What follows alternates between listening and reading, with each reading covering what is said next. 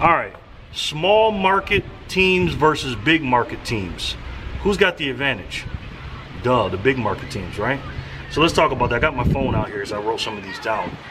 And the reason I'm making this video today, because it seems like a lot of the big free agents or the big time players are leaving the small markets for the big markets, whatever the reason. You know, we obviously know what happened to, you know, Kawhi Leonard. He's in Toronto is in a big market, I believe, yeah. And he then went to LA, which is even a bigger market.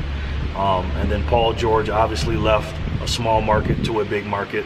And then obviously Russell Westbrook went from a small market to a big market. And then Chris Paul, which I'll get into in another video, he's going to be on a small market for a little while, but obviously he'll go to a big market. So let's talk about the small market teams first. The small market, let's go big first. Let's go to the big market. Obviously New York has got 2 teams. LA's got 2 teams. And you got Chicago, Washington. The Warriors are in San Francisco now. The Boston Celtics, Philadelphia 76ers, the Toronto Raptors, Dallas Mavericks, Houston Rockets, Miami Heat, Atlanta, and Detroit. Those are all the big market teams. Now the small market teams, and there's some mid ones too, but you know, mostly it's split in half, 15-15.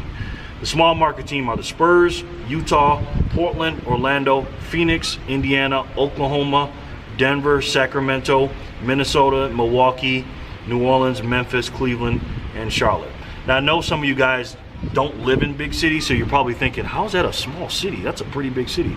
Well, in comparison to the bigger cities and the bigger markets of the NBA teams, these are the smaller market teams, okay? So what do they have, what advantage do they have over the small market teams, the big market teams? Obviously, you know, the population, it's bigger, there's more things to do.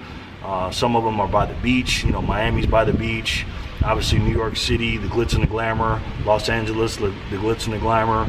You know, all these big market teams have more money too. You know, they have more money, and even though the salary cap is $100-something million for each team, obviously, I don't know if you guys know this, but I think it's for every dollar you go over, it's 3 times every dollar the owner gets taxed for every dollar over the salary cap. So it's much easier for the Los Angeles Lakers and the Clippers and the Knicks and Brooklyn and all that, and Chicago to go over the salary cap because they're earning more money, because they have more revenue, because they can charge more, because it's a bigger city and a bigger population. So they have the advantage for those reasons alone, you know. And it's tough for the small market teams to keep up with the big market teams. I mean, Oklahoma, I mean, even though I don't think they lost big time because they got a lot of free agents back, but they don't have any big time players. I know they got CP3 you know, I call him something else, but you know he's going to get shipped.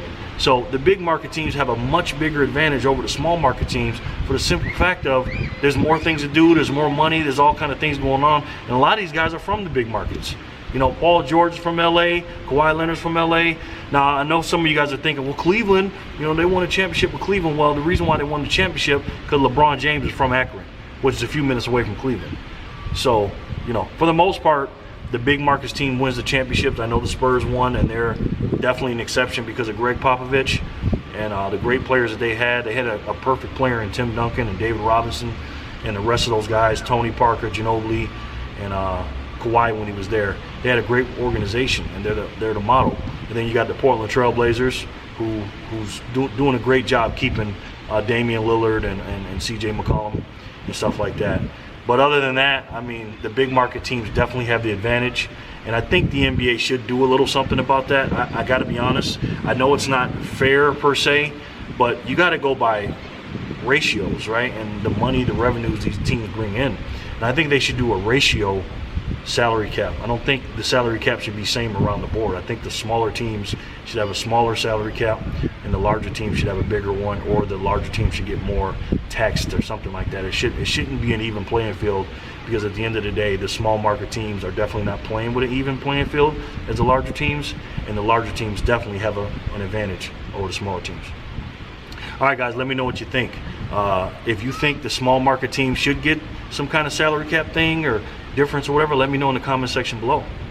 If you think the large market teams should just stay the same and don't have an advantage, and I'm stupid for saying what I'm saying, just tell me why below. You know, leave a comment. If you like the video, hit the like button, tell me why, okay? And share it.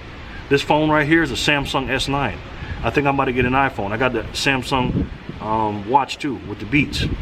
I just got me a MacBook the other day. Get you one. Okay, I think I'm gonna get an iPhone, but I'll tell you about that later. But if you don't like this channel at all and you think my videos are stupid, get the hell up out of here. What you still here for? I see some of y'all unsubscribe, but it's okay. But I love you guys anyways. And if you still like my videos or don't like them, keep coming back. All right? Because you already know, I don't give a damn.